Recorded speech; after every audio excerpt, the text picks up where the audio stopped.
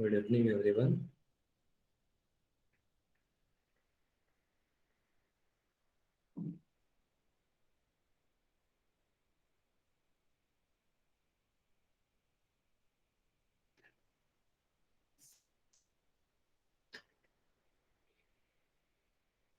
जो ही बच्चे अभी ज्वाइन हुए हैं, आपका कोई होमवर्क में डाउट हो तो आप पूछ सकते हो। सबसे पहले होमवर्क में डाउट पूछ लो। और अगर होमवर्क में कोई डाउट नहीं है तो आप एन लिख सकते हो। तो हम लोग अपनी क्लास को कंटिन्यू करेंगे उसके आगे। 112 डिग्री, 112 डिग्री क्या लिखा है आपने?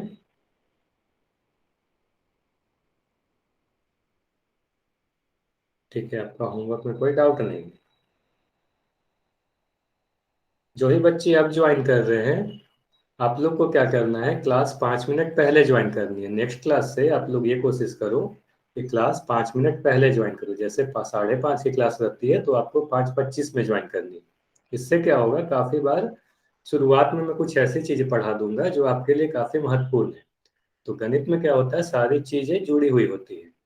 एक भी चीज आपको मिस होगी, कोई भी एक क्लास में कुछ छूट गया तो हो सकता है आगे आपको काफी चीजें नहीं समझ में आए। तो आपको नोट्स बनानी है। जो भी बच्चे अभी यहाँ पर हैं सभी लोग कॉपी और पेन लेकर ही बैठे। ठीक है, और क्लास को 5 मिनट पहले से ज्वाइन करें नेक्स्ट क्लास से।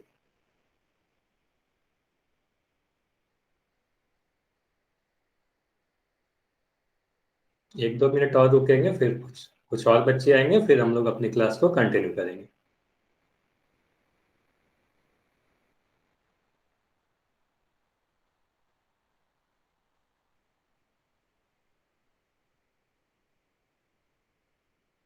चलो, तो होमवर्क में कोई डाउट नहीं है आप लोग का, तो फिर क्या करेंगे, आज कंटिन्यू करेंगे अपनी क्लास।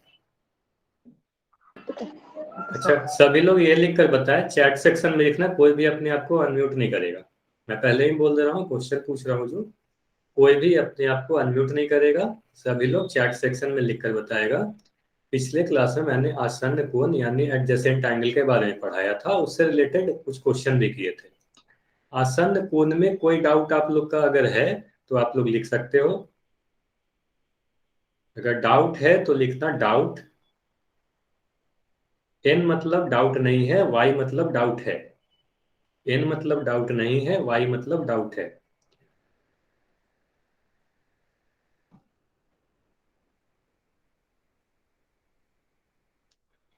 ठीक है, कोई डाउट नहीं है, आप लोग को समझ में आ गई थी।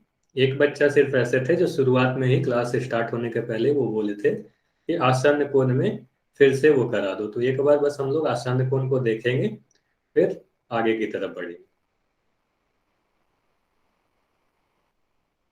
ठीक है, तो हम लोग अपनी क्लास को कंटिन्यू करते हैं, देखते हैं हमें क्या पढ़ना है आज। एक बार आप सभी लोग चैट सेक्शन में लिखकर बता दो मेरी आवाज सही से पहुंच रही है या नहीं, और आप लोग मुझे सुन पा रहे हो या नहीं, और मेरी स्क्रीन आपको दिख रही है।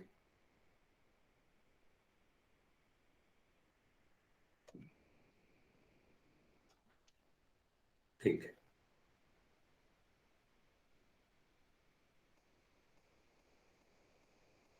चलो, तो आप लोग को सभी को पता होगा हमारी क्लास वीक में 3 दिन चलती है। सोमवार, बुधवार, शुक्रवार, और 5:30 से 6:30 बजे तक। और सभी बच्चों को पोल सेक्शन के बारे में पता है। तो हर क्लास से स्टार्ट करने के पहले मैं आप सभी को एक क्वेश्चन देता हूँ जो पिछले क्लास पे आधारित होती है।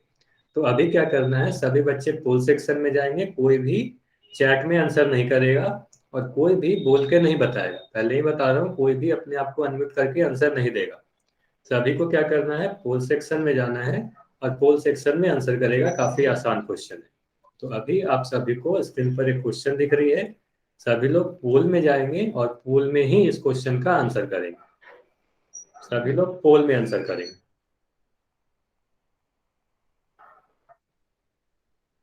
तो आपको देखना है कि यहाँ पर पूरक कोण में से एक कोण अगर 30 डिग्री का है तो दूसरा कोण कितने डिग्री का होगा, 150, 70, 60 या 90। तो आपके पास चार ऑप्शन है, देखना है। पूरक कोण के बारे में पिछले ही क्लास में मैंने आपको पढ़ाया था, पूरक यानी कॉम्प्लीमेंट्री। तो आप पूरक और संपूरक दोनों ही के बारे में बताया था। अब पूरक मैंने पूछा है, यहाँ पर मैंने पूरक कोण के बारे में पूछा है आप सभी से।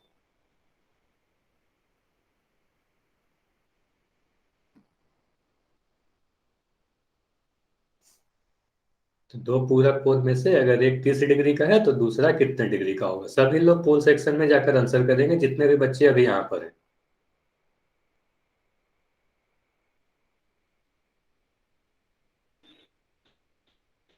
ठीक है, अब हम लोग क्या करते हैं, इस क्वेश्चन को डिस्कस करते हैं। काफी आसान क्वेश्चन थी।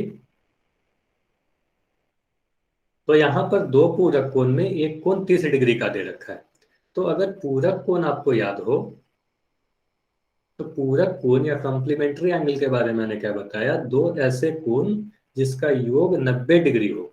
तो दो कोण का योग अगर 90 डिग्री है और उसमें से एक 30 डिग्री का है, तो दूसरा कोण कितने डिग्री का होगा? तो दूसरा कोण कैसे आप निकालोगे?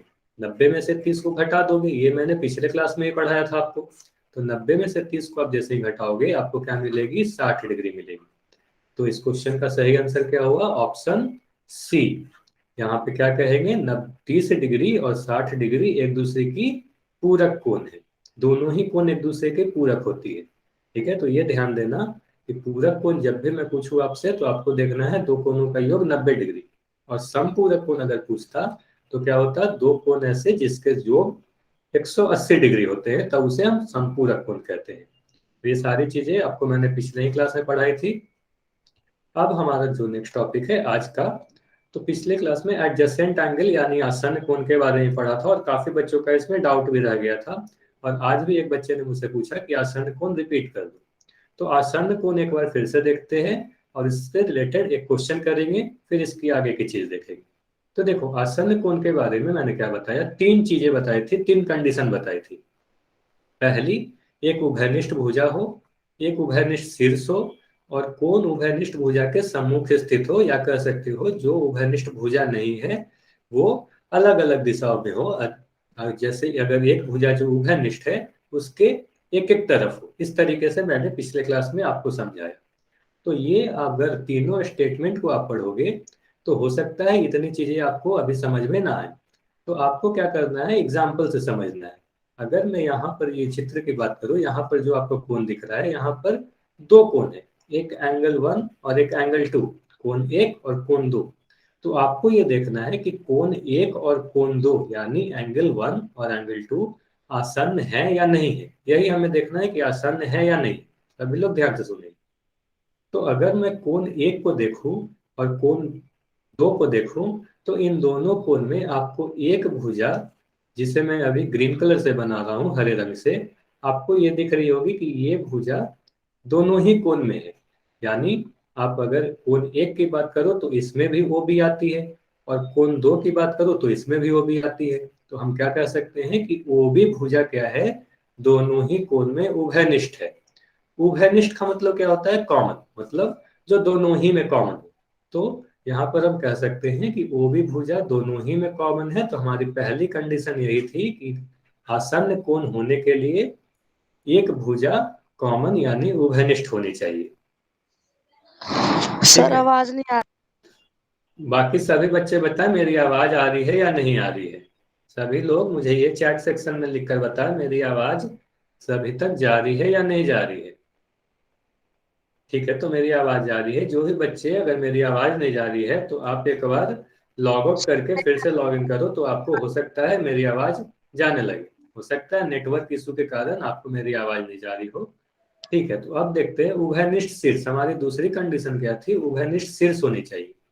तो अगर आप कोण 1 और कोण 2 की बात करो, तो कोण 1 सर और कोण 2 दोनों ही के शीर्ष O है। तो ओ शीर्ष किसे कहते हैं? अगर आपको डाउट है कि शीर्ष किसे कहते हैं, तो दो रेखा, या मैंने बताया था कि जहां पर भी दो भुजाएं मिलती है वहां पर शीर्ष बनता है या कोण बनता है। तो एंगल 1 की बात करो, तो ये जहां पर ओ ए और ओ बी भुजा मिल रही है ओ बिंदु पर, तो यही हम क्या कहेंगे, कोण 1 का शीर्ष है। अब अगर कोण 2 की शीर्ष को देखो, तो कोण 2 की शीर्ष भी ओ ही है। मतलब अगर बीओसी कोण को देखो, तो ये इसमें ओसी भुजा और ओबी भुजा कहाँ पर मिल रही है? ओ पर ही मिल रही है। तो हम कह सकते हैं कि एंगल 1 और एंगल 2 दोनों ही की शीर्ष क्या है? तो ओ है। तो हम कह सकते हैं कि दोनों ही कोण ऐसी है जिसकी शीर्ष भी उभयनिष्ठ है यानी कॉमन है।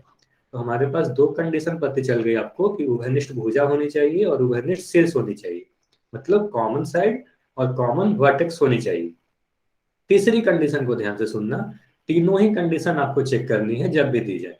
तो कोण उभयनिष्ठ भुजा के सम्मुख स्थित होनी चाहिए, इसका क्या मतलब हुआ? मतलब यहाँ पर देखो, दो कोण की मैं बात कर रहा हूँ, कोण एक और कोण दो। तो कोण एक और कोण दो देखो, ये जो उभयनिष्ठ भुजा है, उभयनिष्ठ भुजा कौन सी है? मैंने बताया ओबी है, जो कॉमन भुजा है यानी उभयनिष्ठ भुजा है। तो ओबी भुजा के बारे में आप क्या बोलोगे? इसके एक कोण एंगल वन जो है इसके इस तरफ है, और कोण दो जो है इसके दूसरे तरफ है, मतलब दोनों अलग अलग तरफ है। तो ऐसे कोणों को अगर तीनों ही कंडीशन आपको मिल जाती है, तब हम क्या कहेंगे? ये दोनों आसन्न कोण है। अदरवाइज हम कहेंगे ये दोनों आसन्न कोण नहीं है। ये तीनों ही कंडीशन आपको देखनी होंगी। पहली उभयनिष्ठ भुजा, उभयनिष्ठ शीर्ष यानी कॉमन साइड, कॉमन वर्टेक्स। और तीसरी बात कि जो दो कोण की हम बात कर रहे हैं वो कॉमन साइड यानी उभयनिष्ठ भुजा के अलग अलग तरफ है या नहीं है। तो दोनों अलग तरफ के रहेंगे तभी हम कहेंगे यह आसन्न कोण है यानी एडजेसेंट एंगल है। तो ये सारी चीजें उभयनिष्ठ भुजा, शीर्ष और तीसरी कंडीशन अगर आपको समझ में आ गई होंगी तो आपको आसन्न कोण समझने में कोई परेशानी नहीं होगी। आसन्न कोण के बारे में आप और आसानी से ये समझ सकते हो, जो दो कोण बगल बगल की होंगी, जैसे हम लोग कहते हैं पड़ोस में। तो दो लोग पड़ोसी कब होते हैं? जब बिल्कुल आसपास रहते हैं। उसी तरीके से कोण एक और कोण दो को आप देखो तो बिल्कुल पास पास है। तो ऐसे कोणों को क्या कहेंगे? आसन्न कोण या एडजेसेंट एंगल कहेंगे। अगर ये सारी चीजें आपको समझ में आ गई तो आप लोग चैट सेक्शन में वाई लिखो, और इसमें कोई भी डाउट रह गया तो अपना डाउट लिख सकते हो। कोई भी बच्चा एन नहीं लिखेगा, एन लिखने से मुझे पता नहीं चलता कि आपका डाउट क्या है। तो आपका कोई डाउट है तो अपना डाउट टाइप कर दो, और समझ में आ गई तो आप वाई लिखो। अगर कोई भी डाउट है तो अपना डाउट टाइप कर सकते हो। ठीक है, तो आप सभी को ये समझ में आ गई तो क्या होगा, आपके स्क्रीन पर आसन्न कोण पे ही आधारित एक क्वेश्चन दिखेगी। तो इस पे जो भी क्वेश्चन है आप सभी को बनानी है ध्यान से, और पोल सेक्शन में ही आंसर करना है। कोई भी अपने आप को अनम्यूट करके नहीं बोलेगा, कोई भी चैट सेक्शन में आंसर नहीं देगा। तो अभी आपके स्क्रीन पर एक क्वेश्चन दिख रही है, दो कोण दिख रहे हैं, आपको पहचाननी है कि ये आसन्न कोण है या नहीं है। बस हाँ या ना में उत्तर देना है आपको।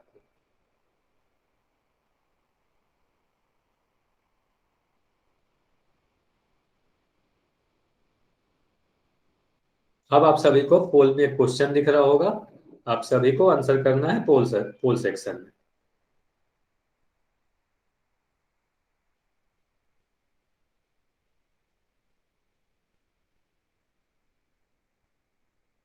कोण ए और कोण बी आसन्न है या नहीं है? तो तीनों ही कंडीशन देखो, सभी लोग ध्यान से आंसर करेंगे, क्योंकि अगर आप हड़बड़ करोगे तो हो सकता है आप गलती कर दो।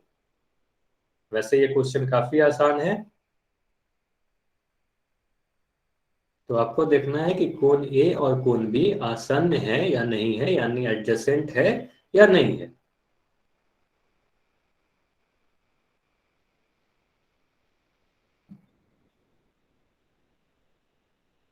ठीक है, तो आप देखते हैं कि हमारा इस क्वेश्चन का सही उत्तर क्या है। अब आप सभी लोग पोल सेक्शन में आंसर नहीं कर पाओगे। तो यहाँ पर दो कोण दे रखी है, कोण ए और कोण बी। तो हमारी क्या कंडीशन थी? आसन्न या एडजेसेंट होने के लिए तीन कंडीशन है, मैंने अभी बताया तीन कंडीशन होनी चाहिए। तो सभी कंडीशन पे हम लोग देखते हैं कि क्या क्या कंडीशन इसमें मिल रही है। तो पहली कंडीशन क्या थी कि दो कोण में एक भुजा उभयनिष्ठ होनी चाहिए। तो अगर मैं कोण ए की बात करूं और इस कोण में मैं सभी भुजाओं की नाम दे दूं तो आप क्या कहोगे? ओ, ए,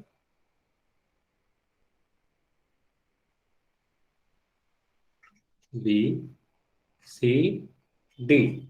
तो कोण ए की भुजा कौन सी है? ओ ए और ओ सी, जिसे मैं अभी लाल कलर से दिखा रहा हूं। ओ ए और ओ बी, ये दोनों भुजाएं हैं कोण ए की। अगर मैं हरे कलर से कोण बी की भुजाएं दिखाऊं तो आपको दिख रही होगी ओ बी और ओ डी। तो यहाँ पर इन दोनों कोण में एक भी भुजा आपको ऐसे नहीं दिख रही है जो कॉमन है यानी उभयनिष्ठ है। तो यहाँ पर से आप कह सकते हो हमारी पहली ही कंडीशन नहीं मिल रही, मतलब ये दोनों कोणों में एक भी भुजा उभयनिष्ठ यानी कॉमन नहीं है। तो पहली ही कंडीशन नहीं मिल रही है तो हम बाकी कंडीशन देखेंगे ही नहीं, हम कह सकते हैं कि ये दोनों आसन्न कोण नहीं है। तो एंगल ए और एंगल बी आसन्न कोण नहीं है। फिर भी अगर आप देखना चाहो तो आप कह सकते हो कि इन दोनों ही कोणों में इन दोनों का जो शीर्ष है वर्टेक्स वो कॉमन है, दोनों ही के वर्टेक्स उभयनिष्ठ है वो है। लेकिन सिर्फ शीर्ष शीर्ष उभयनिष्ठ होने से वो दोनों आसन्न कोण नहीं होंगे, उभयनिष्ठ भुजा भी होनी चाहिए। और उभयनिष्ठ भुजा भी मिल जाती तो हमारी तीसरी कंडीशन जो थी उसको भी हम चेक करते कि जो दो कोण है वो दोनों विपरीत दिशा में अलग अलग दिशा में है या नहीं है। तो ये भी इसका इस क्वेश्चन का आंसर क्या हुआ हमारा, नहीं, ऑप्शन बी। तो ये सारी चीजें आपको समझ में आ गई। तो आप लोग चैट सेक्शन में वाई लिखो, अदरवाइज आप अपना डाउट लिख सकते हो जैसा मैं हमेशा कहता हूँ। जो भी बच्चे इस क्वेश्चन का गलत आंसर दिए थे उनको समझ में आ गया होगा कि ये दोनों कोण आसन्न यानी एडजेसेंट क्यों नहीं है। तो ये दोनों कोण आसन्न नहीं है। चलिए तो अब स्टार्ट करते हैं आज का हमारा पहला टॉपिक। तो आज का पहला टॉपिक स्टार्ट करने के पहले आप सभी बच्चे पोल सेक्शन में जाएंगे और पोल सेक्शन में मुझे ये बताएं कि आप लोग को आपका एसआरएन नंबर पता है या नहीं पता है। अगर आपको पता है तो आप ए टाइप करना, नहीं पता है तो आप नो टाइप करना। अगर आपको पता है, मैं यहां पर लिख दे रहा हूं, अगर आपको पता है तो ए लिखना हाँ के लिए, और आपको नहीं पता तो वहां पर आप बी टाइप करना नहीं के लिए। बाकी सी और डी किसी को आंसर नहीं देना है।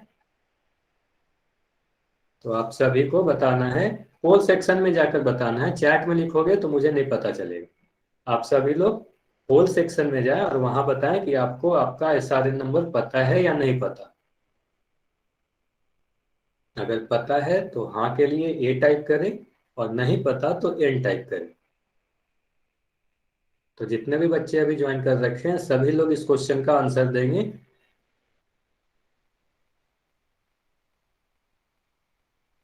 ठीक है, अब हम लोग क्या करते हैं, आज के पहले टॉपिक शुरू करते हैं। तो आज हमें क्या पढ़ना है, लीनियर पेयर ऑफ एंगल्स यानी कोणों के रैखिक युग्म। जैसा कि मैंने बताया जब तक आप आसन्न कोण को नहीं समझोगे रैखिक युग्म भी आप अच्छे तरीके से नहीं समझ पाओगे। तो आसन्न कोण मैंने काफी अच्छे से आपको समझा दिया, आप सभी को समझ में आ गई। अब हम देखते हैं रैखिक युग्म या लीनियर पेयर क्या होती है। चलिए तो हम लोग देखते हैं कि रैखिक युग्म क्या होती है। तो रैखिक युग्म पढ़ने के पहले आप अगर इसका डेफिनेशन यानी परिभाषा पढ़ो तो देखो क्या लिख रखा है।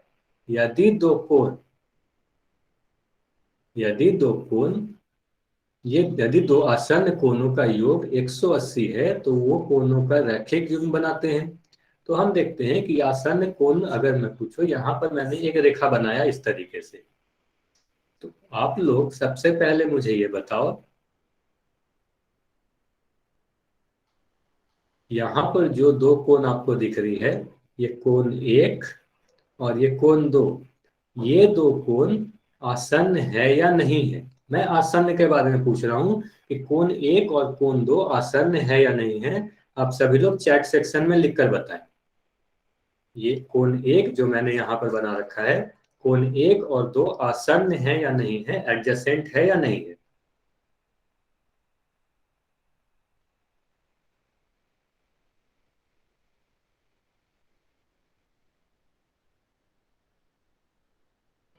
ठीक है, तो ये दोनों आसन्न कोण है। क्यों आसन्न कोण है, तो यहाँ आपको दिख रहा होगा कोण एक और कोण दो में ओबी भुजा जो है, जिसे मैं यहाँ पर अभी हाईलाइट कर रहा हूँ, तो ये ओबी भुजा दोनों ही में कॉमन है। शीर्ष आप दोनों का देखोगे तो शीर्ष ओ दोनों ही में कॉमन है। उसके बाद तीसरी कंडीशन हम देखें तो ये जो कोण एक और कोण दो है दोनों अलग अलग दिशाओं में है, विपरीत दिशा में है, तो हम कहेंगे कि तीनों ही कंडीशन मिल गई। तो ये तीनों क्या है, ये दोनों एंगल क्या है, आसन्न है। तो अब हम जैसे आसन्न कोण आप समझ गए, तो अब हम देखते हैं कि दो ऐसे आसन्न कोण जिसका योग 180 डिग्री हो। तो यहां पर आपको इस उदाहरण में आप देखो कोण x और कोण y, ये दोनों भी आसन्न होंगे उसी तरीके से जैसे मैंने अभी बताया। ठीक है, मैं दोबारा ही समझा रहा हूँ, आप ध्यान से सुनो, आपको फिर से समझ में आ जाएगी। जो भी बच्चे बोल रहे हैं दोबारा समझा दो, आप सुनो ध्यान से, आप सभी को समझ में आ जाएगी। ठीक है, मैं जैसे ही बता दूंगा ये सारी चीजें, मैं इंग्लिश में भी इसे बता दूंगा, आप बस अभी ध्यान से सुनो। तो एंगल एक्स और एंगल वाई क्या होगी, आसान्य कोण होंगी। अब अगर आप एंगल एक्स और एंगल वाई को जोड़ो, तो अगर मैं एक्स और वाई का सम यानी योग आपसे पूछता हूं, तो आप कह सकते हो 180 डिग्री। हालांकि आप एंगल एक्स और एंगल वाई का मान नहीं बता सकते कि एंगल एक्स और एंगल वाई कितने डिग्री की होगी, लेकिन आप दोनों का योग बता सकते हो, क्योंकि ये पूरी जो कोण है, इसके बारे में मैंने आपको बताया था कि एक सीधी रेखा पे बनने वाली कोण 180 डिग्री होगी, यानी वह रिजु कोण होगी। तो स्ट्रेट एंगल या रिजु कोण पढ़ाते वक्त मैंने बताया था कि ये पूरी कोण 180 डिग्री होगी। तो यहाँ पर आप इन दोनों को जोड़ोगे तो 180 डिग्री मिलेगी, आपको समझ में आ गया। अब आप देखो कि ये दो कोण ऐसे हैं, एक्स और वाई दो ऐसे कोण हैं जिनको जोड़ने पर 180 डिग्री मिलती है। अब ये दो कोण कैसे थे, आसन्न कोण भी थे, ये पहले ही आप लोगों ने बोला। तो दो आसन्न कोण जिनको जोड़ने पर 180 डिग्री मिलेगी, तो वो दोनों मिलकर क्या बनाएंगे, रैखिक युग्म बनाएंगे, लीनियर पेयर ऑफ एंगल बनाएंगे। अब देखो, लीनियर पेयर या रैखिक युग्म क्यों नाम है, आप नाम से ही समझो। तो युग्म का मतलब क्या होता है, जोड़ा। या पेयर देखो तो पेयर का मतलब क्या होता है, जोड़ा, मतलब दो। तो हमेशा रैखिक युग्म में दो एंगल होंगे, जैसे यहाँ आपको दिख रहा होगा एंगल एक्स और एंगल वाई, तो दो कोण होंगे। अब रैखिक क्यों है, क्योंकि यह एक रेखा पर बनती है। आप देखो दोनों ही कोण को, एंगल एक्स और एंगल वाई में जो गैर उभयनिष्ठ भुजा, मतलब जो भुजा कॉमन नहीं है, उसको देखो तो वो आपको एक सीधी लकीर पे बनते हुए दिख रही होगी, जिसे मैं अभी दिखा रहा हूँ। तो दो कोण एंगल एक्स और एंगल वाई कैसे ही एक सीधी रेखा पर है, और क्योंकि दो है इसलिए जोड़े में है, तो इसीलिए इसका नाम क्या है, रैखिक युग्म। एक रेखा पर बनने वाली जोड़े में कोण रहेंगी। तो दो कोण एक सीधी रेखा पर रहेंगी, तो वो दोनों क्या फॉर्म करेंगी, क्या बनाएंगी, रैखिक युग्म बनाएंगी। जो बच्चे इंग्लिश में बोल रहे थे बताने के लिए, वो एक बार ध्यान देंगे, अपने कॉपी में अगर लिखना है तो आप लिख सकते हो। If two adjust sum of two adjacent, आप लिख सकते हो if sum of two adjacent angle is 180 degree then they form linear pair of angles. तो आप लिख सकते हो if sum of two adjacent angle is 180 degree then they form linear pair of angles. इस तरीके से आप लिख सकते हो। अब आप ध्यान देना कि रैखिक युग्म में और क्या क्या बातें आपको ध्यान रखनी है। तो और भी कोई भी अपने आप को अनम्यूट नहीं करेगा क्लास के दौरान। तो और क्या क्या चीजें आपको ध्यान रखनी है रैखिक युग्म के बारे में। तो सबसे पहली चीज है, रैखिक युग्म के दो कोण का योग सदैव 180 डिग्री होता है। तो ये मैंने अभी आपको बताया कि दो आसन्न कोण जिनका योग 180 होगा उसे ही रैखिक युग्म या लीनियर पेयर कहेंगे। जो भी बच्चा अपने आप को बार बार अनम्यूट कर रहा है, उसको इस क्लास से रिमूव भी किया जा सकता है। तो आप अपने आप को अनम्यूट नहीं करो, इससे पूरी क्लास डिस्टर्ब हो रही है। तो यहाँ पर आप देखो, रैखिक युग्म के दो कोण का योग सदैव 180 डिग्री होगा। तो ये मैंने अभी आपको समझाया कि ये दोनों कोण हमेशा मिलकर 180 डिग्री बनाएंगे। जब भी आपको एक रेखा पर कोण बनेंगे तो 180 डिग्री बनेंगे। अब दूसरी क्या बात है, दूसरी इंपॉर्टेंट बात, सभी रैखिक युग्म, आप इसे ध्यान से पढ़ना, फिर मैं इसे एक्सप्लेन कर दूंगा। सभी रैखिक युग्म के कोण आसन्न कोण होते हैं।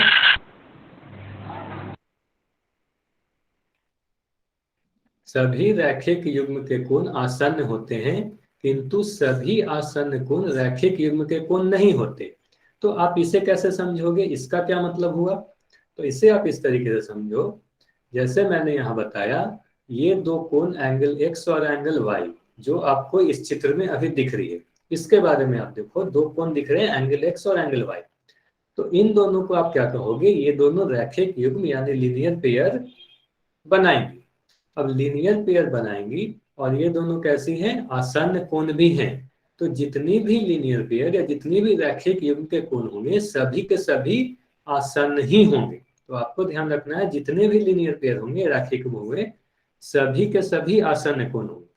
लेकिन सभी आसन्न कोण रैखिक युग्म नहीं होंगे। क्यों नहीं होंगे, तो जैसे कि अगर मैं यहाँ पर एक इस तरीके से कोण बना दूं, ओ ए बी सी, तो यहाँ पर अगर मैं कोण एक और कोण दो की बात करूं, तो इन दोनों कोणों को भी आप एंगल वन और एंगल टू को ध्यान से देखो, तो इन दोनों कोण को भी आप बोलोगे कि ये दोनों आसन्न कोण है। लेकिन ये दोनों कोण रैखिक युग्म नहीं बनाते क्योंकि एक रेखा पर नहीं है। आप अगर एंगल 1 और एंगल 2 को जोड़ोगे, योग करोगे, तो ये 180 डिग्री नहीं मिलेगी आपको, है ना। तो आपको साफ दिख रहा है कि इन दोनों को जोड़ने पर 180 डिग्री नहीं मिल रही है। तो सभी आसन्न कोण तो रैखिक युग्म नहीं हो सकते, लेकिन जितने भी रैखिक युग्म के कोण होंगे, क्योंकि वो युग्म है तो जोड़े में रहेंगे, दो कोण रहेंगे और वो दोनों एक सीधी रेखा पर रहेंगे और दोनों ही हमेशा आसन्न रहेंगे। तो ये सारी चीजें आपको ध्यान में रखनी है। अब और क्या बातें आपको ध्यान रखनी है। रैखिक युग्म के कोण मिलकर एक सीधी रेखा बनाते हैं, तो ये मैंने आपको पहले ही एक्सप्लेन कर दिया कि एक सीधी रेखा पर ही कोण बनेगी। नाम से ही आपको दिखता है रैखिक मतलब एक रेखा पर बनने वाले कोण। तो आपको अगर ये तीनों ही चीज समझ में आ गई तो आप सभी लोग चैट सेक्शन में जाएं और चैट सेक्शन में वाई लिखकर बता दें।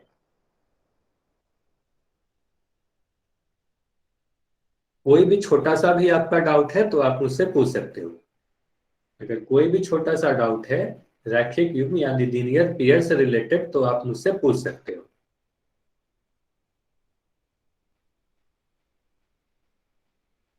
युग्म, युग्म का मतलब, बहुत अच्छे क्वेश्चन आपने पूछा है। युग्म का मतलब क्या होता है? जोड़ा।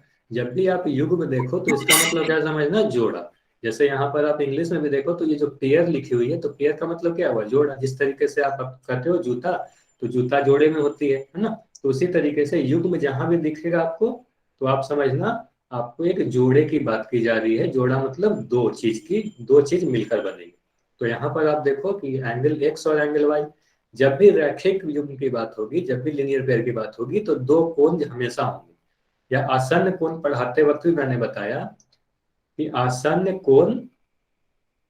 कोण में दो दो एंगल हमेशा आएंगे, तो हमेशा जोड़े में होती है। तो इसीलिए हम क्या कह रहे हैं? युग्म।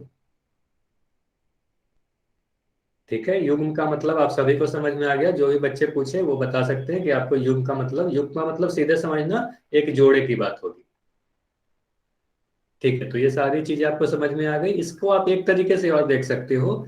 आप इतनी चीज तो समझ ही गए हो, एक तरीके से और देखना कि जो भी रैखिक युग्म बनेगी ना, जब भी दो कोण रैखिक युग्म बनाएगा, तो इसकी जो नॉन कॉमन साइड है, यानी जो गैर उभयनिष्ठ भुजा है, जो आसन्न कोण की गैर उभयनिष्ठ भुजा है, तो वो हमेशा विपरीत दिशा में होंगे। यानी एक रेखा पर जब होगी तो एक विपरीत, दोनों विपरीत दिशा में होंगी। जैसे कि मैं अगर बताऊं, एक मैंने इस दिशा में बनाया एक किरण, दूसरे में हरा रंग से बना रहा हूं, तो ये दोनों ही दिख रही होगी आपको, दोनों विपरीत दिशा में जाते हुए। अब हम एक और किरण बना दे इस तरीके से। अब आपको यहाँ पर क्या दिख रहा है कि ओ ए और ओ बी दोनों ही क्या है? विपरीत दिशा में दो भुजाएं हैं। और इन दोनों कोण को आप जोड़ोगे तो 180 डिग्री मिलेगी। तो इस तरीके से भी आप समझ सकते हो कि दो आसन्न कोण जिनकी जो गैर उभयनिष्ठ भुजा है वो विपरीत दिशा में होंगी, तो उसे हम क्या कहेंगे? रैखिक युग्म कहेंगे। और सबसे आसान, एक रेखा पर बनने वाले दो कोण को रैखिक युग्म कहेंगे। अपोजिट साइड ही किया, इसको डेफिनेशन ही है कि जब दो अपोजिट रहेंगी, दो अपोजिट साइड में दो रेखा रहेंगी, तभी इसे हम रैखिक युग्म कहेंगे। आप इसमें ये पूछ नहीं सकते कि ऐसा क्यों है, यह परिभाषा है। ठीक है, तो अब आपको उदाहरण से समझा दे कि आपको यहाँ पर एक उदाहरण दिख रही होगी। तो आप सभी को देखना है कि यहाँ पर जो दो कोण दिख रही है, अगर मैं दोनों को नाम दे दूं, एक कोण का नाम मैंने दे दिया एक्स और दूसरे का नाम दे दिया वाई।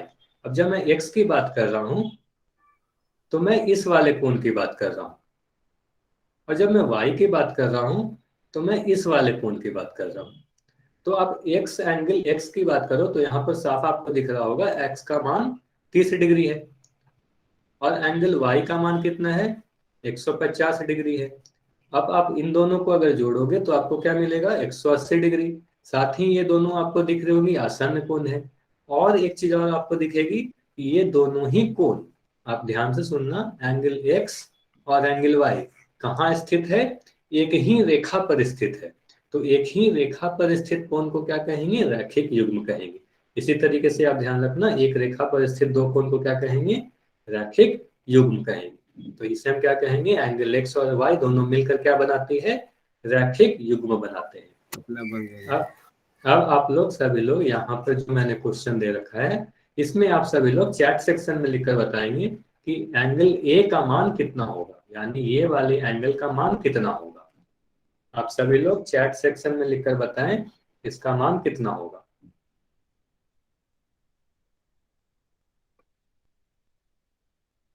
काफी आसान क्वेश्चन है, आप लोग चैट सेक्शन में लिखकर बताएं कि एंगल ए का मान कितना होगा। 135 डिग्री। तो आप कैसे देखोगे? आपको अगर मैं पूछूं ये पूरी कोण की बात करूं तो ये पूरा कोण आपको पता है कि यह एक सीधी रेखा पर बनने वाली कोण है, 180 डिग्री होगी। तो पूरी कोण 180 डिग्री है, जिसमें से इतनी कोण ये पूरी 45 डिग्री है। तो जो बची हुई कोण है उसे ही हम एंगल ए कर रहे हैं। तो एंगल ए का मान आप कैसे निकालोगे? 180 डिग्री में से आप 45 डिग्री को सब्ट्रैक्ट कर दोगे, यानी घटा दोगे। जैसे ही घटाओगे आपको क्या मिलेगा? 135 डिग्री मिलेगी। तो एंगल ए का मान कितना हो जाएगी? 135 डिग्री आ जाएगी। ठीक है। अब चलो, आप सभी को जैसे में ही मैंने पढ़ाया लीनियर पेयर या रैखिक युग्म, तो हो सकता है आप सभी को एक डाउट आया होगा। वो क्या डाउट है? पिछले क्लास के पहले मैंने आप सभी को सर पिछला सवाल समपूरक कोण, बताना। पिछला सवाल कौन सा बताना था आपको? एंगल ए वाला। ठीक है, ये वाला क्वेश्चन। ठीक है, तो मैं फिर से आपको बता दे रहा हूं। देखो, यहां पर मैं कह रहा हूं ये पूरा कोण कितने डिग्री का है? 180 डिग्री का है। आपको पता है एक सीधी रेखा पर बनने वाली कोण 180 डिग्री होगी, ऋजु कोण होगी। उसमें से ये वाली जो कोण है ये 45 डिग्री की आपको दे रखी है। तो ये जो बची हुई कोण है ये कितनी डिग्री की होगी? मान लो आपके पास 100 रुपए है और आप बाजार जाते हो कुछ सामान खरीदने, और आपने दो सामान खरीदा। एक आपने पेन खरीदा और आपने एक कॉपी खरीदी। ठीक है, दो ही सामान खरीदे और आपके पूरे पैसे खर्च हो गए। ये भी मैं बोल रहा हूँ कि आपके सारे सारे पैसे खर्च हो गए। अब अगर मैं आपको बोलूं कि आपने जो कॉपी खरीदी है वो 70 रुपए के खरीदी है, तो पेन आप कितने रुपए के खरीदे होंगे ये आप बताओ। तो आप क्या कहोगे कि टोटल 100 रुपए थे, 70 रुपए कॉपी लेने में लग गए, तो बचे हुए पैसे की आप पेन लिए होगे। यानी 100 में से आप 70 को घटा दोगे तो 30 रुपए की आपकी पेन होगी। उसी तरीके से मैं कह रहा हूँ ये पूरा अगर 180 डिग्री है, जिसमें से ये 45 डिग्री है, तो जो बची हुई कोण है वो कितना होगी? 180 में से आप 45 घटा दो, तो यहां से आपको क्या मिलेगी? 135 डिग्री मिलेगी। ठीक है। अब मैं ये बता रहा था, काफी काफी स्टूडेंट ऐसे होंगे, या हो सकता है कि आपने नोट ना किया हो, लेकिन मैंने पिछले क्लास में संपूरक कोण पढ़ाया था। तो संपूरक कोण पढ़ाते हुए मैंने बोला कि दो कोण जिनका योग 180 डिग्री होगा उसे संपूरक कोण कहेंगे। और यहाँ पर भी हम बार बार ये कह रहे हैं, लीनियर पेयर या रैखिक कोण पढ़ाते हुए ये दोनों कोण को जोड़ने पर 180 डिग्री मिलेगी। तो यहाँ पर एक क्वेश्चन उठ सकता है कि संपूरक कोण और रैखिक युग्म में क्या अंतर है। आप सोच सकते हो कि रैखिक युग्म और संपूरक कोण में क्या अंतर है, क्या आपको समझ में आ रहा है? तो सबसे पहले यही देखते हैं कि संपूरक कोण और रैखिक युग्म में अंतर क्या है। देखो, यहाँ पर मैंने लिख रखा है रैखिक युग्म के बारे में और संपूरक कोण के बारे में। तो रैखिक युग्म की बात करें तो रैखिक युग्म के कोण हमेशा आसन्न कोण होते हैं। मतलब अगर मैं जब भी एक सीधी रेखा पर दो कोण बनाऊं तो इन दोनों को आप जब जोड़ोगे तो 180 डिग्री सर जी मिलेगी। रैखिक की क्या नहीं। आप अपने आप को अनम्यूट ना करें, म्यूट रखें, और आपका जो भी डाउट है आप चैट सेक्शन में लिखकर पूछ लो। आप अगर इस तरीके से अनम्यूट करते हो तो पूरी क्लास इससे डिस्टर्ब होती है। ठीक है, आप अपना डाउट चैट सेक्शन में लिख दोगे, मैं देख लूंगा। चलिए, तो मैं ये बता रहा था कि रैखिक युग्म के कोण हमेशा आसन्न होंगे। तो रैखिक युग्म में यहाँ पर जो दो कोण आपको बनती दिख रही है, इन दोनों के बारे में मैंने कई बार आपको बताया, ये दोनों आसन्न है। तो जब भी रैखिक युग्म के कोण होंगे वो हमेशा आसन्न होंगे, ये ध्यान रखना। लेकिन जब मैं संपूरक कोण के बारे में बता रहा हूं तो संपूरक कोण के कोण हमेशा आसन्न होना जरूरी नहीं है। हो सकता है एक कोण मैंने यहां पर बनाया 60 डिग्री का, और दूसरा कोण मैंने इधर कुछ बनाया 120 डिग्री का। अच्छा, अंतर देखने के पहले आसन्न क्या है? आसन्न मतलब एडजेसेंट, वह एक नाम है। आसन्न कोण मतलब जो दो कोण जो एक दूसरे के पास पास में हो, और वो काफी डिटेल में मैंने आपको पढ़ा दिया। चलिए, तो हम देखते हैं। पहले अंतर देखने के पहले समानता देख लो। तो समानता में आप कंफ्यूज क्यों कर सकते हो सकता है कंफ्यूजन, क्योंकि रैखिक युग्म के भी दोनों कोण का सम 180 डिग्री होते हैं, और संपूरक कोण के भी दोनों कोणों के योग 180 डिग्री होते हैं। दोनों ही में दो दो कोण की बात होती है, तो दोनों ही में दो कोण होती है। तो यहां पर हम देखते हैं कि अगर ये दोनों में ये सारी समानता है, तो अंतर क्या है रैखिक युग्म और संपूरक कोण? तो अंतर क्या है कि रैखिक युग्म के सभी कोण हमेशा आसन्न होंगे यानी एडजेसेंट होंगे, और समपूरक कोण के कोण जरूरी नहीं है कि वो आसन्न हो। ठीक है, जरूरी नहीं है, हो भी सकते हैं। ठीक है, तो जितने भी रैखिक युग्म के कोण होंगे, एक और इंपॉर्टेंट बात मैं बोल रहा हूं, सभी लोग ध्यान से सुनना। जितने भी रैखिक युग्म के कोण होंगे, सभी के सभी संपूरक भी होंगे। क्यों? क्योंकि मान लो अगर मैं एंगल एक्स और एंगल वाई लिख रहा हूं, तो इन दोनों को जोड़ोगे तो 180 मिलेगी। तो ऐसे कोण जिनको जोड़ने पर 180 मिलती है, तो वो संपूरक होते हैं। तो जितने भी रैखिक युग्म के कोण होंगे, सभी के सभी संपूरक भी होंगे। सभी के सभी संपूरक भी होंगे। लेकिन जितने भी संपूरक कोण होंगे, जरूरी नहीं है कि वह आसन्न कोण हो या रैखिक युग्म बनाए। जैसे कि यहाँ पर अगर 60 डिग्री 120 डिग्री इस तरीके से स्थित हो, तो हम कहेंगे ये दोनों संपूरक तो है, लेकिन रैखिक युग्म नहीं बना रहे। अगर मैं इस तरीके से बना दूं एक कोण, यहाँ पर मैंने बनाया 20 डिग्री का, और यहाँ पर कुछ मैंने बना दिया 160 डिग्री का, तो ये दोनों अलग अलग दिशा में है। यहाँ पर हम कह नहीं सकते ये दोनों आसन्न कोण, तो दिख ही नहीं रही है। दोनों में ना कोई भुजा कॉमन है, ना ही कोई शीर्ष कॉमन है, तो इसे हम आसन्न नहीं कहेंगे।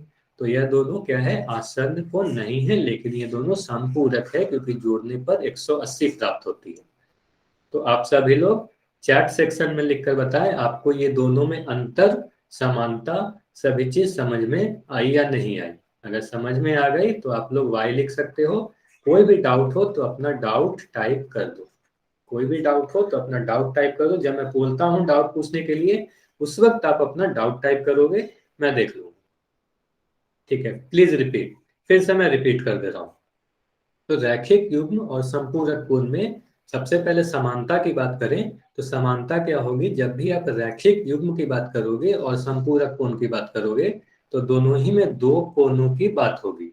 ये मैं लास्ट बार बता रहा हूँ, सभी लोग ध्यान से सुनेंगे। जो भी बच्चे रिपीट करने बोल रहे हैं, ये मैं लास्ट बार बता रहा हूँ, क्योंकि काफी बार मैंने बता दिया।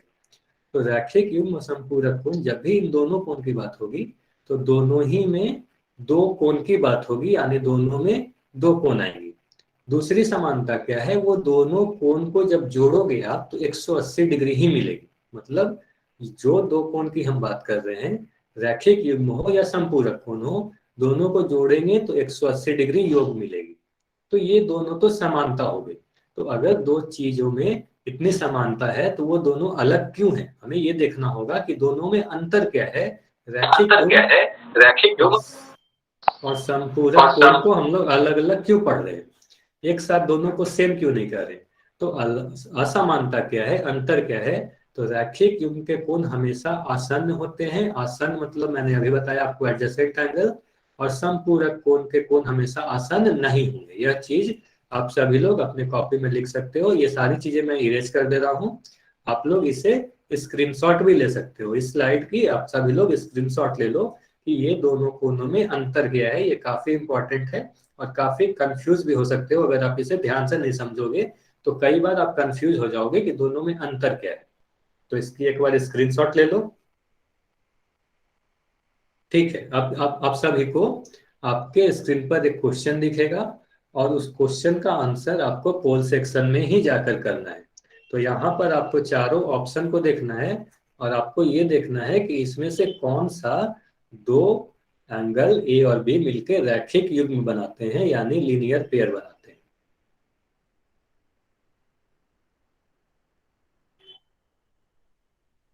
अब आप सभी को पोल सेक्शन में क्वेश्चन दिखेगा, सभी को पोल में जाना है और पोल में ही आंसर करना है। ए बी सी डी सभी में दो कोण हैं, एंगल ए और एंगल बी। तो आपको देखना है कौन सा ऑप्शन ऐसा है जिसमें वो दोनों कोण एंगल ए और एंगल बी मिलकर रैखिक युग्म यानी लीनियर पेयर बना रहे हैं। काफी आसान क्वेश्चन है, ज्यादा समय नहीं लेंगे, जल्दी से आप आंसर कर दो, फिर हम लोग कंटिन्यू करेंगे इसको समझते हुए।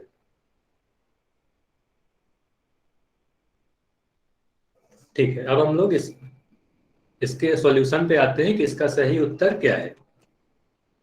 यहाँ पर आपको 4 ऑप्शन दिख रहे हैं और आपको बताना है कि इसमें से रैखिक युग्म यानी लीनियर पेयर कौन सा है। तो रैखिक युग्म के बारे में मैंने क्या बताया, एक रेखा पर स्थित दो कोण होंगी। तो यहाँ पर एक रेखा पर स्थित दो कोण कौन सी आपको दिख रही है। अगर मैं दूसरी परिभाषा की बात करूं आसन्न वाली, तो यहाँ पर जितने भी ऑप्शन है, ऑप्शन डी को अगर छोड़ दी जाए, इस क्वेश्चन के बारे में मैंने पिछले क्लास में बताया था कि कोण ए और कोण बी आसन्न नहीं है। इस क्वेश्चन के बारे में पिछले क्लास में हमने डिस्कस की थी कि ये दो कोण जो है ए और बी आसन्न नहीं है। तो अगर आप ऑप्शन ए बी और सी को देखो, तो ये तीनों ही जगह जो एंगल ए और एंगल बी बन रही है, तीनों के तीनों क्या है, आसन्न कोण है। लेकिन ऐसे आसन्न कोण जिनका योग 180 डिग्री हो, वह सिर्फ और सिर्फ ऑप्शन ए में दिख रही है। ठीक है, सिर्फ और सिर्फ ऑप्शन ए में आपको दिखेगी कि ये दोनों कोण का योग 180 डिग्री है। यानी हम क्या कहेंगे, यह दोनों कोण ए और बी, ऑप्शन ए वाली 180 डिग्री बना रही है, तो यह एक रैखिक युग्म बनाती है। ऑप्शन बी की बात करें तो आप एंगल ए और एंगल बी को जब जोड़ोगे तो यह 180 डिग्री नहीं आएंगी, या कह सकते हो यह एक सीधी रेखा पर नहीं स्थित है। या ऑप्शन बी के बारे में आप कह सकते हो यह सीधी रेखा पर नहीं स्थित है। तो सीधे आप क्या कहोगे, इस क्वेश्चन का सही उत्तर क्या हुआ, ऑप्शन ए, यानी यह हमारा रैखिक युग्म यानी लीनियर पेयर बनाती है। चलिए, आप सभी को फिर से आपके स्क्रीन पर एक क्वेश्चन दिखेगा और आप सभी को इस क्वेश्चन का आंसर पोल सेक्शन में ही जाकर करना है। इस क्वेश्चन के लिए आप समय ले सकते हैं, आप x का मान ज्ञात करें। x का मान क्या होगा।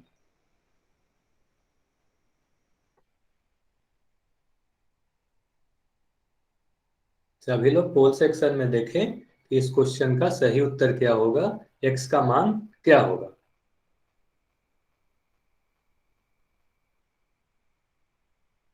जितने भी बच्चे हैं सभी लोग आंसर करेंगे और टाइम ले सकते हो आप लोग। इस क्वेश्चन को सोल्व करो और बताओ कि x का मान क्या होगा।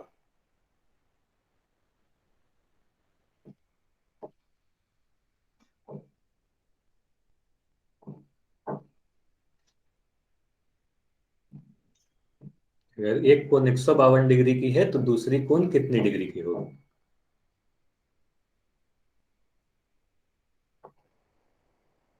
अभी भी कुछ बच्चे ऐसे हैं जिन्होंने अब तक उत्तर नहीं किया। आप जैसे ही आंसर देते हो मुझे पता चल जाता है कि आपने आंसर दे दिया है। तो आप सभी लोग पोल सेक्शन में जाएं और आंसर दें। आखिरी 5 सेकंड आपके पास है, आप सभी लोग पोल सेक्शन में जाएं और इसका आंसर दें। फिर मैं इसे एंड करके इस क्वेश्चन को डिस्कस करूंगा। चलिए, अब हम लोग क्या करते हैं, इस क्वेश्चन को डिस्कस करते हैं कि इसका सही उत्तर है क्या। तो यहाँ पर आपको दिया गया है कि यहाँ पर दो कोण आपको बनते दिख रहे हैं और ये दोनों कोण कैसे हैं, एक ही सीधी लकीर पे बनती हुई दिख रही है। जैसे कि मैं अगर इस वाली को दिखाऊं तो आपको दिख रहा है, जिसको मैं रेड कलर से दिखा रहा हूं, तो यह एक सीधी लकीर पे एंगल एक्स और 152 डिग्री एक सीधी लकीर पर स्थित है। तो इसे हम क्या कहेंगे, रैखिक युग्म बना रही है। कोण एक्स और 152 डिग्री ये दोनों क्या है, रैखिक युग्म बना रही है। तो अगर ये दोनों रैखिक युग्म बना रही है तो इन दोनों का योग कितना होगा, 180 डिग्री होगा। आप ऐसे भी समझ सकते हो, ये अगर एक सीधी लकीर है तो ये पूरी कोण कितनी होगी, 180 डिग्री होगी। तो इस एंगल एक्स का मान कितना होगा, एंगल एक्स का मान 180 डिग्री में से आप 152 घटा दोगे तो आपको क्या प्राप्त होगा, 8 2 यानी 28 डिग्री। तो इस क्वेश्चन का सही उत्तर क्या हुआ, ऑप्शन नंबर बी। काफी बच्चों के आंसर ऑप्शन ए भी आए हैं, तो आपको समझ में आ गया होगा कि इस क्वेश्चन का आपका आंसर गलत क्यों हुआ। या तो आपने घटाने में गलती कर दी या आपने कुछ और चीज लगा दिया। तो आपको ये देखना है कि पूरा 180 डिग्री है, जिसमें से इतनी कोण 152 डिग्री है, तो बची हुई कोण कितनी होगी। तो 180 में से 152 जैसे ही घटाओगे तो आपका इस क्वेश्चन का सही आंसर मिल जाएगा, यानी 28 डिग्री। तो आप सभी लोग चैट सेक्शन में लिखकर बताओगे आपको ये क्वेश्चन समझ में आ गई या नहीं, या अब तक कोई भी डाउट है तो आप अपना डाउट लिख सकते हो, अदरवाइज आप वाई लिख सकते हो।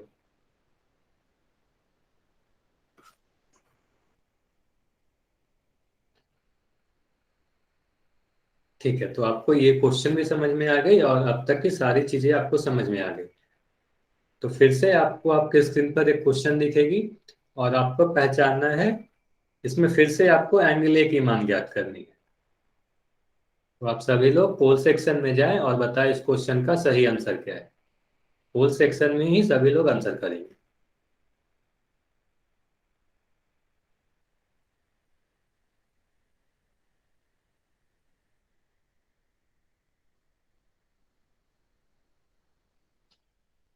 अगर एक कोण 115 डिग्री की है तो दूसरी कोण कितनी डिग्री की होगी। यहाँ पर एक कोण 115 डिग्री की दे रखी है, तो बाकी जो दूसरी कोण है जिसको मैंने ए से लिख रखा है, तो उसका मान क्या होगा। सभी लोग पोल सेक्शन में जाएं और पोल सेक्शन में ही आंसर दें।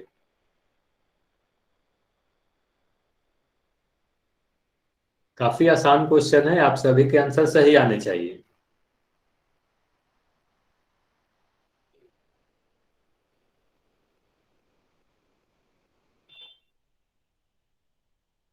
ठीक है, अब कुछ सेकंड और रुकेंगे, फिर हम लोग इस क्वेश्चन को डिस्कस करेंगे। तो जो भी बच्चे अब तक आंसर नहीं दिए हैं वो जल्दी से जाएं पोल सेक्शन में आंसर करें। ठीक है, अब हम लोग डिस्कस करते हैं इस क्वेश्चन का सही उत्तर क्या है। तो यहाँ पर आपको दो कोण दिख रही है, 115 डिग्री और ए डिग्री। तो अब हम अगर देखें कि ये दोनों किस तरीके से स्थित है, तो हम कह सकते हैं कि ये दोनों ही कोण पिछले कोण की तरह ही यहाँ पर भी ये दोनों एक ही रेखा पर स्थित है। तो एक ही रेखा पर स्थित है ये दोनों कोण, और दोनों आसन्न कोण भी है। तो इस तरीके से हम कह सकते हैं ये दोनों कोण मिलकर रैखिक युग्म बनाते हैं। रैखिक युग्म क्यों? क्योंकि युग्म मतलब जोड़ा, रैखिक मतलब एक रेखा पर स्थित। तो एक रेखा पर स्थित जोड़े वाले कोण को क्या कहेंगे? रैखिक युग्म। रैखिक युग्म दिमाग में आया तो आप क्या कहोगे? 180 डिग्री दोनों का सम होगा, यानी योग होगा। तो अगर एंगल ए और 115 डिग्री को जोड़ने पर 180 मिलती है, तो ये कितना होगा? 180 में से अब बस आप 115 डिग्री को सब्ट्रैक्ट कर दो, घटा दो। जैसे ही आप घटाओगे आपको क्या मिलेगी? 65 डिग्री मिलेगी। तो इस क्वेश्चन का सही आंसर क्या हुआ? हमारा ऑप्शन डी हुआ, 65 डिग्री। तो आप सभी को ये सारी चीज समझ में आ गई होंगी, काफी आसान क्वेश्चन थी। तो अब हम लोग आगे की पढ़ते हैं कि अब हमें रैखिक युग्म के आगे क्या पढ़ना है। तो रैखिक युग्म के आगे जो आपका जो अगला टॉपिक है वो वर्टिकल अपोजिट एंगल्स यानी शीर्षाभिमुख कोण है। तो शीर्षाभिमुख कोण क्या होती है यह देखते हैं, यानी वर्टिकल अपोजिट एंगल क्या होती है ये देखते हैं। तो देखो यहाँ पर शीर्षाभिमुख यानी वर्टिकल अपोजिट एंगल को आप कैसे देखोगे। तो इसका नाम आप देखो तो वहां पर एक वर्ड आ रहा है अपोजिट। अपोजिट का मतलब क्या होता है? आमने सामने। तो आमने सामने यहाँ पर जब भी कोई दो रेखा, जब मैंने दूसरी या तीसरी क्लास में पढ़ा रहा था उस वक्त मैंने बताया था कि दो प्रतिच्छेदी रेखा किसे कहते हैं, यानी इंटरसेक्टिंग लाइंस किसे कहते हैं। तो दो दो रेखा अगर एक दूसरे को प्रतिच्छेद करके अगर इस तरीके से गुजर रही है, एक बिंदु से गुजर रही है, तो इसे हम क्या कहेंगे? प्रतिच्छेदी रेखा कहेंगे। ये मैंने पिछले बार बताया था। अब दो रेखा कहीं कभी भी अगर एक दूसरे को काट के गुजरेंगी तो यहाँ पर जो कोण बनते हैं आमने सामने, अगर मैं इस चित्र में बात करूं तो ये ऊपर की कोण और ये कोण, तो इन दोनों के बारे में आप क्या कहोगे? ये दोनों कोण आमने सामने हैं। तो ऐसे कोण को हम क्या कहते हैं? वर्टिकल अपोजिट एंगल यानी शीर्षाभिमुख कोण। शीर्ष आमने सामने है दोनों का। तो आप अगर देखो, अगर मैं इसे अलग करके दिखाऊं तो आपको दिख रहा होगा एक कोण ऐसे बन रही है, दूसरी कोण ऐसे बन रही है, और दोनों ही जाके इस तरीके से मिल जा रही है। तो इन दोनों ही कोण का शीर्ष सेम है और आमने सामने है, इसलिए हम इसे क्या कहेंगे? शीर्षाभिमुख। आप किसी भी मैथ्स का कोई भी टॉपिक उठाते हो तो अगर आप उसके नाम को अच्छे से समझ जाओगे तो वो पूरी टॉपिक आपके लिए आसान हो जाएगी। तो यहाँ पर मैंने क्या बताया? शीर्षाभिमुख कोण, जब भी दो रेखा एक दूसरे को प्रतिच्छेद करके गुजरे, तो यहाँ पर जो आमने सामने की जो दो कोने बन रही है, ये दोनों एक दूसरे के शीर्षाभिमुख कोण कहलाती हैं। तो उसी तरीके से हम ये भी कह सकते हैं कि यहाँ पर भी जो दो कोने बन रही है, ये दोनों कोने भी शीर्षाभिमुख कोण होंगे, क्योंकि ये भी दोनों आमने सामने हैं। तो जब भी दो रेखा एक दूसरे को प्रतिच्छेद करके गुजरेगी, तो यहाँ पर आपको जो दिख रहा है एंगल 1, ये वाली कोण, और ये एंगल 3, ये दोनों कोण क्या है, शीर्षाभिमुख कोण है, क्योंकि ये दोनों आमने सामने है ना। अगर ऑप्शन 2 एंगल 2 और एंगल 4 की बात करूं, तो ये दोनों भी आपको क्या दिखेगा, इन दोनों के शीर्ष, शीर्ष के बारे में क्या बताया, जहां पर जो भी कोण की मैं बात कर रहा हूं उसकी भुजाएं जहां पर मिलती हैं उसे ही शीर्ष कहते हैं। तो आपको सभी कोणों का शीर्ष, ये बिंदु जहां पर मैं वो लिख रहा हूं, ये तो सभी का शीर्ष तो वो है और दोनों आमने सामने हैं। तो जो भी दो कोण आमने सामने होंगी उसे क्या कहेंगे, शीर्षाभिमुख कोण कहेंगे। ये बातें आप सभी को समझ में आए या नहीं, ये चैट सेक्शन में लिखकर बता दो। सभी लोग चैट सेक्शन में लिखेंगे यस या नो। सभी लोग चैट सेक्शन में जाएं और लिखे यस या नो। शीर्षाभिमुख कोण आप सभी को समझ में आ गया, मतलब आमने सामने की कोण को कहेंगे। जब भी दो रेखा एक दूसरे को प्रतिच्छेद करेगी, तो आमने सामने के कोण को क्या कहेंगे, शीर्षाभिमुख कोण कहेंगे। ठीक है। कृष्णा देवी और रचना चौधरी के नाम से जो बच्चे हैं जिनका डाउट है, आप लोग नो लिखे हैं, तो अपना डाउट लिख दो कि आपका क्या डाउट है। अनम्यूट करके कोई नहीं बोलेगा, अनम्यूट करके बोलोगे तो पूरी क्लास डिस्टर्ब होती है। इसलिए मैं बार बार कहता हूँ अपना डाउट जो है वो चैट सेक्शन में लिख दो। और अगर आप ये बोलना चाह रहे हो रिपीट कर दो, तो आप नहीं भी बोलोगे तो मैं रिपीट करूंगा। आप बस ध्यान से सुनो, मैं फिर से रिपीट करूंगा। अब देखो, शीर्षाभिमुख कोण यानी वर्टिकल अपोजिट एंगल मैंने पढ़ा दिया। तो आप ये ध्यान दो कि शीर्षाभिमुख कोण, ठीक है, नहीं समझ में आया फिर से मैं रिपीट कर दूंगा, आपको समझ में आ जाएंगे। ठीक है, मैं फिर से बता दूंगा। यहां पर आपको ऐसे देखो, यहाँ पर जो दो कोण दिख रही है एंगल 1 और 3, ये दोनों ही कोण कैसे दिख रही है, दोनों के शीर्ष ओ है। शीर्ष का मतलब कहाँ, क्या, जहां पर दो भुजाएं मिलती है वहां पर आपका शीर्ष बनता है, तो इसे पी को क्या कहेंगे, शीर्ष कहेंगे। तो एंगल 1 का शीर्ष क्या हुआ, ये जहां पर मैं लाल पेन चला रहा हूँ। एंगल 3 का शीर्ष क्या हुआ, ये भी वही है। तो दोनों का शीर्ष सेम है और दोनों आमने सामने है, इसलिए ऐसे कोण को क्या कहेंगे, शीर्षाभिमुख कोण कहेंगे। एंगल 2 और एंगल 4 की अगर बात करो, तो इसमें भी आपको उसी तरीके से दिखेगा कि ये दोनों का शीर्ष तो सेम है और दोनों आमने सामने है, इसलिए शीर्षाभिमुख कोण कहेंगे। इंग्लिश में देखो तो वर्टिकल अपोजिट एंगल, यानी दोनों का वर्टेक्स सेम है और दोनों अपोजिट है एक दूसरे के, मतलब आमने सामने। वैसे कोण को क्या कहेंगे, शीर्ष क्या है, शीर्ष मतलब वर्टेक्स होता है। मैं बार बार तो बता रहा हूँ कि जहां पर दो भुजाएं मिलती है वहां पर शीर्ष बनता है। तो आपको ये चीज ध्यान देना है, जहां पर दो भुजाएं मिलेगी वहां पर एक शीर्ष बनेगा। अब शीर्षाभिमुख कोण यानी वर्टिकल अपोजिट एंगल के बारे में आपको क्या याद रखना है, क्या इंपॉर्टेंट चीज है कि जो दो आमने सामने की कोण होंगी, जैसे मैं कह रहा हूँ एंगल 1 और एंगल 3, ये दोनों ही क्या है, एक दूसरे के शीर्षाभिमुख कोण है। एंगल 1 और 3 को क्या बोलोगे, शीर्षाभिमुख कोण। तो ये दोनों का मान बराबर होता है। हम क्या कर सकते हैं, एंगल 1 और एंगल 3 का मान बराबर होगा। अगर एंगल 1 का मान 60 डिग्री है, तो एंगल 3 का भी मान 60 डिग्री होगा। ये चीज ध्यान रखिएगा कि शीर्षाभिमुख कोण जो होते हैं उन दोनों के मान बराबर होते हैं। फिर से मैं अगर बताऊं तो आप ध्यान देना, जब भी दो रेखा एक दूसरे को प्रतिच्छेद करेगी, तो यहाँ पर आपको जो ये दो कोने दिख रही है जो आमने सामने है, तो इसे हम क्या कहेंगे, शीर्षाभिमुख कहेंगे। ये पहली चीज याद रखना कि शीर्षाभिमुख कोण कहते किसे हैं, तो इन दोनों कोण को हम क्या कहेंगे, शीर्षाभिमुख कोण कहेंगे। शीर्षाभिमुख कोण में और क्या बात याद रखोगे कि जो दो कोण शीर्षाभिमुख हैं, क्या बोल रहा हूं, जो दो कोण को आप यह कह रहे हो कि ये दोनों वर्टिकल अपोजिट एंगल है यानी शीर्षाभिमुख कोण है, उन दोनों के मान बराबर होते हैं। एंगल 1 का मान और एंगल 2 का मान बिल्कुल बराबर होगा। जैसे मैं अगर कहूँ एंगल 1 का मान अगर 80 डिग्री है, तो एंगल 2 का भी मान कितना होगा, 80 ही डिग्री होगा। और एंगल 1 और 2 की बात कर रहा हूँ अगर, तो मैं इस वाले चित्र की बात कर रहा हूँ। यहाँ पर आप मत देखना नीचे वाले, यहाँ पर अलग है, ठीक है। तो आप ये ध्यान देना कि मैं पहले ये वाली इमेज की बात कर रहा हूँ जो मैंने अभी यहाँ पर बनाई थी, ठीक है। तो इन दोनों में आप क्या देखोगे कि एंगल 1 और एंगल 2 अगर शीर्षाभिमुख है तो ये दोनों क्या होंगी, मान बराबर होगी। तो एंगल, आप सभी लोग ये बताओ, सभी लोग चैट सेक्शन में लिखकर ही बताएगा कि इस फिगर में अगर मैं कह रहा हूं कि एंगल 2 का मान 50 डिग्री है तो एंगल 4 का मान कितना होगा। आप सभी लोग चैट सेक्शन में लिखकर बताओगे कि एंगल 2 का मान 50 डिग्री है तो एंगल 4 का मान कितना होगा। तो 50 डिग्री होगा, मतलब दोनों ही बराबर होंगे। तो जब भी दो कोण शीर्षाभिमुख है तो उन दोनों का मान बराबर होगा। तो चलिए आज हम लोग क्या करते हैं, आज का लास्ट क्वेश्चन करते हैं। जैसे ही इस क्वेश्चन का आप आंसर दे दोगे फिर हम लोग होमवर्क डिस्कस कर लेंगे, ठीक है। तो सब आज का लास्ट क्वेश्चन कर लेते हैं। तो आपके सामने क्वेश्चन दिख रही है, आप सभी को पोल सेक्शन में जाना है और पोल सेक्शन में ही इसका आंसर करना है।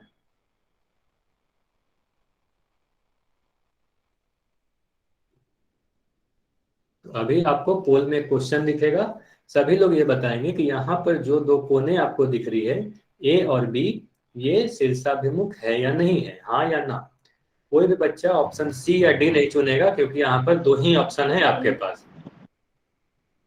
सर हमारे में 4 ऑप्शन आ रहे हैं। ठीक है, तो आपको 4 ऑप्शन आ रहे हैं तो दो ऑप्शन सी या डी आपको नहीं चुननी है, ठीक है। तो यहाँ पर आपको दो ही ऑप्शन है, ए या बी। तो अगर आपको लगता है हाँ तो आप ऑप्शन ए सेलेक्ट करो, और आपको नहीं लगता है तो ऑप्शन बी सेलेक्ट करो। तो सी और डी आपको नहीं चुननी है, ठीक है। तो यहाँ पर आपको अगर लगता है कि एंगल ए और बी शीर्षाभिमुख कोण है तो हाँ लिखो, और अगर लगता है नहीं है तो बी लिखो, ठीक है। तो अब हम लोग डिस्कस करते हैं।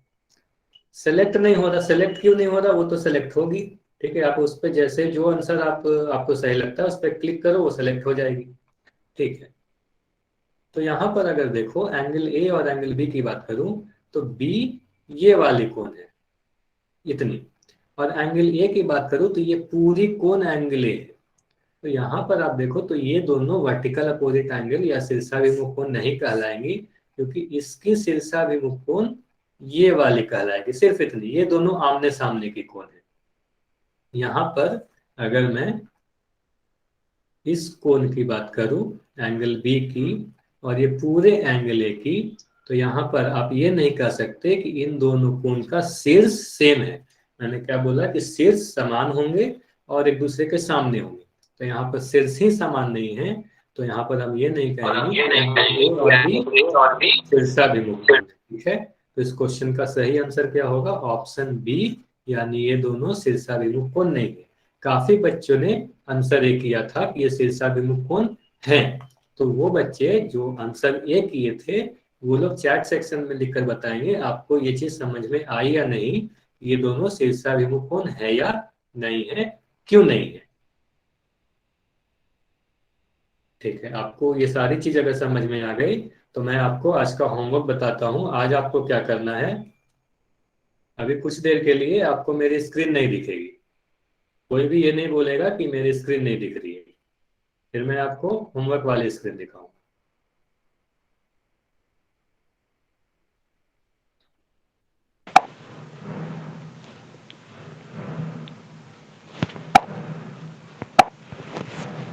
अब सभी बच्चे ये बताएं कि मेरी स्क्रीन दिख रही है या नहीं। जो ही बच्चा अपने आप को अनम्यूट रखा है उसको म्यूट रखे, ठीक है। तो आपका जो आज का होमवर्क है वो प्रश्नावली 8.1, जिसके पास भी ये बुक है वो अपने बुक में टिक लगाएं। प्रश्नावली 8.1 एक्सरसाइज 8.1 और एक्सरसाइज 8.2 आज की आपकी होमवर्क है। तो प्रश्नावली 8.1 और 8.2, और जिसके पास भी ये बुक अब तक नहीं पहुंची है आप लोग इसका जल्दी से स्क्रीनशॉट लो, जल्दी से आप लोग इसका स्क्रीनशॉट लो। मैं 5 तक गिन रहा हूँ, उसके बाद मैं अब इसके आगे की स्क्रीन दिखाऊंगा। ठीक है, आप लोग सब जल्दी से इसके स्क्रीनशॉट लो। मैं 5 तक गिन रहा हूँ, 5, 4, 3, 2, 1। अब मैं अगली स्क्रीन दिखा रहा हूँ। ये बुक ये बुक नींव कार्य पुस्तिका है। ठीक है, नींव कार्य पुस्तिका अगर आपको नहीं मिली है तो ये बुक आपके स्कूल में मिल जाएगी, और अगर मिल गई है तो आपको जो बुक मिली होगी, दो बुक है, एक संकल्प और एक नींव। तो नींव वाली बुक अगर आपको मिली है तो ये वही बुक है। ये आपकी दूसरी एक्सरसाइज है 8.2। रुक जाओ आपको। चलिए, अब आपको ये एक्सरसाइज 8.2 है। ठीक है, तो इसके भी स्क्रीनशॉट ले लो। यहाँ पर 4 क्वेश्चन है, क्वेश्चन 1, क्वेश्चन 2, क्वेश्चन 3 और क्वेश्चन 4। ये चारों आपको बनानी है। हाँ, ये अवंती वाली बुक है। अवंती वाली बुक है। अवंती के तरफ से दो वर्कबुक, एक नींव कार्य पुस्तिका, एक संकल्प कार्य पुस्तिका। तो आप देख लेना कि आपको जो बुक मिली है उसमें नींव लिखी हुई है या संकल्प लिखी हुई है। अगर नींव लिखी हुई है तो यह बुक वही वाली है। चलो, अगर आपका कोई डाउट है तो आप पूछ सकते हो, अगर डाउट नहीं है तो अब आप क्लास लेफ्ट करके जा सकते हो। इसके आगे की चीज हम लोग नेक्स्ट क्लास में पढ़ेंगे।